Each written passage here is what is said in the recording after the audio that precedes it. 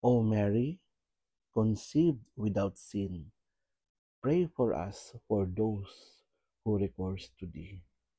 Ang nasa harapan po ninyo ngayon ay isang miraculous medal na siyang ipinakita at iniutos na magpagawa ni Birheng Maria kay Sister Catherine Labore.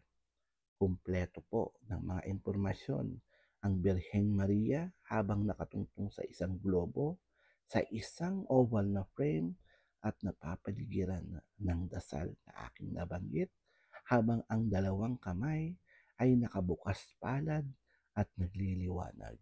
Sa likod nito ay ang insignia naman na may letter M at krus sa ibabaw na napapaligiran din ng 12 bituin.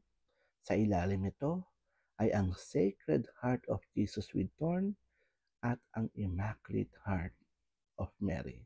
Pero alam mo ba kung anong pangako sa sino mang magsusuot nito? Na siya ay magkakaroon at makakatanggap ng nag-uumapaw na biyaya, pagpapala at proteksyon mula sa Diyos.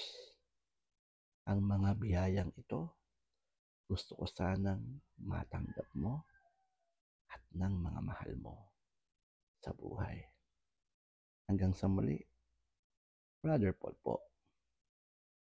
God bless.